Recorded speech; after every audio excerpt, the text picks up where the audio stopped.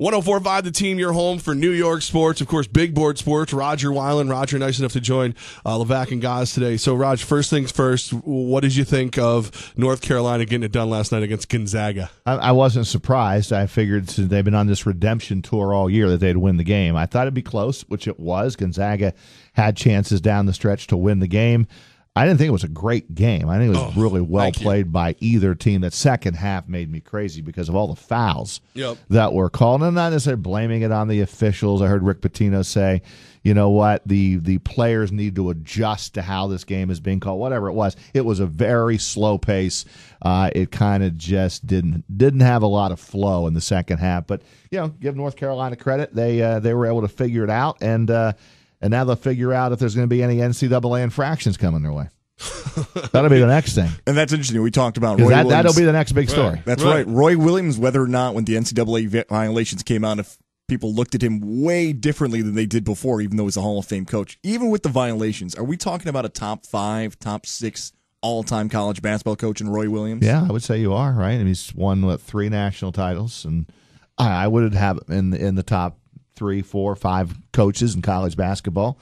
I just want to know if he's going to stick around now. How long is he going to stick around? Because he's going to have to deal with some stuff, right? And it's not going to be fun stuff to deal with. Well, it's funny because Rodger, did you? I was listening last night, and I guess he promised Dean Smith when he took the job he'd stick around longer. Because yes, Dean Smith says he regrets he left when he did because he had more to offer.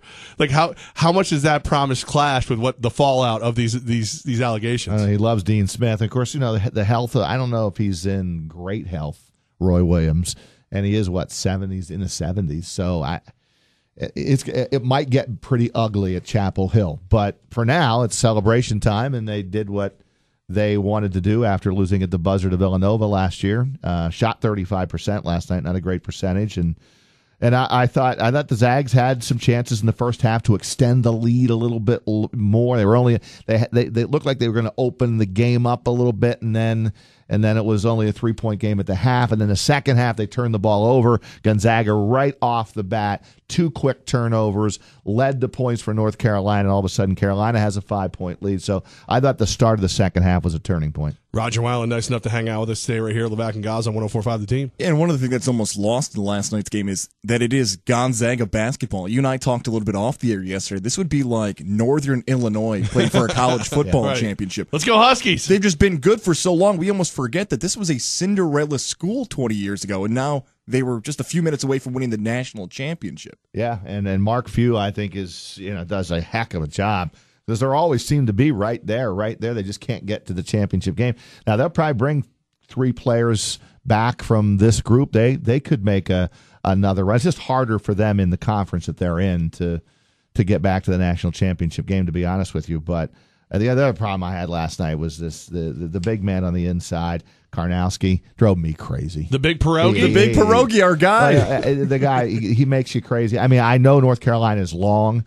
And defensively, they're good, but he had a couple point-blank shots down inside. Really good post-up moves. He only had 9 points. He had nothing in the first half, and then Collins was in foul trouble. Yeah. So 2 things that really hurt Gonzaga. But, give credit to North Carolina. A lot of Tar Heel fans pumped up, and now we officially move on from the college basketball season, and I didn't win anything on my bracket. Nothing. See, I won like side stuff. Did you? Yeah, like Closer had like a Sweet 16 pool. I took that. I'm never in that. I don't know why I should get into more. You should. With a chance to win. I only filled out 1 bracket this year, and I had Villanova, Kansas in the championship game, and obviously that didn't happen. Which I think I had that in one of mine. I feel that way a lot more in one. Yeah, well, a lot more in one. I would stay away from bracket challenges and bets and things like that. Just personally. Just remember tomorrow, Rodger. I can't wear your wait. Blinders. This is going to be fun. Fun for you guys. Oh God. It's good. We stopped by Hooters last night and let the girls know in case they wanted to come by, and they all just every one of them looked at him and went, "You're going to wear what?"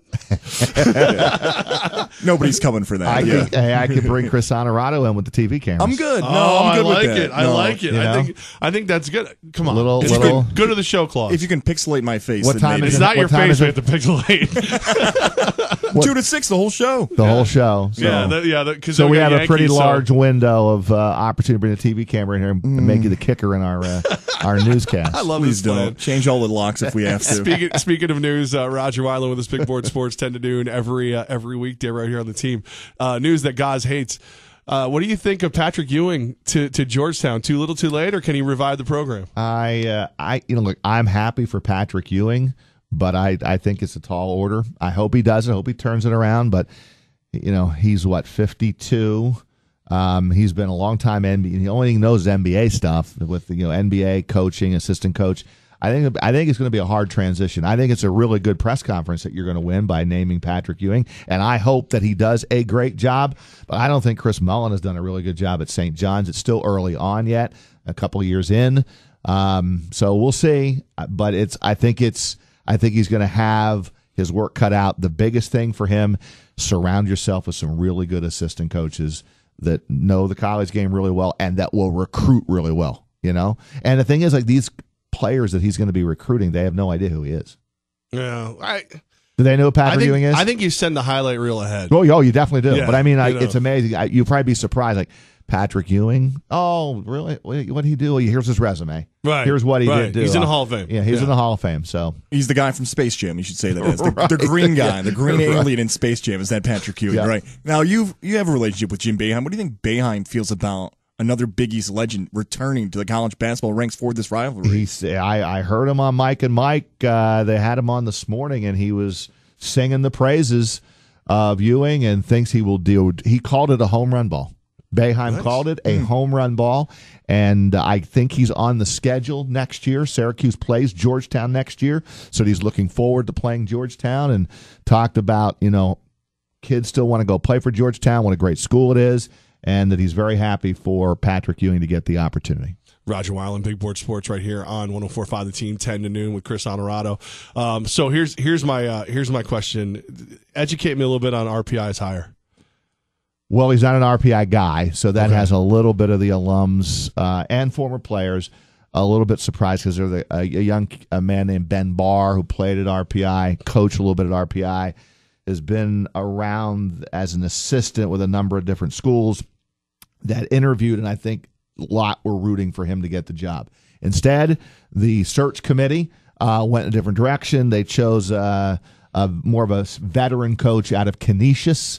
His name is Dave Smith. He's the new guy. Don't know a lot about him other than he's been around for a while. He's been assistant, head coach, so he's got a lot more experience than Ben Barr, but no RPI ties. So I'd say right now you got some RPI fans and alums and former players that aren't happy with this hire. But as Chris and I talked about on the show, it's done. It's over with now. He's your guy, so you might as well embrace him and see if he can get this turned around, because RPI has only been to the NCAA tournament one time in the last 21 years. Wow. Is there a tail of the tape with him and Bennett yet, or are we just going to assume they'll be okay? I don't know. I have to check out the size of this guy to see if he can pack a punch when he plays Union, if we have any fisticuffs. Maybe that'll be a good press conference question, right? Right. Yes. Are you ready? By the way, when you play Union, do you realize...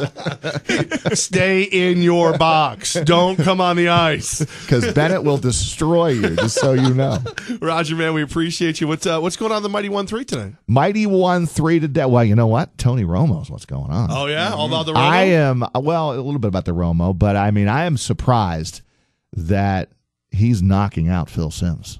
That gets me there. Right. I need experience? to know more of this, because I think Phil Simms, I think he does a great job, and I think most people do. So why is Romo bumping him?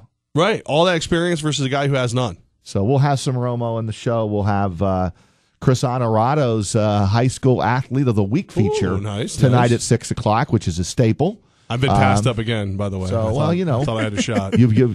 How good were you in high school?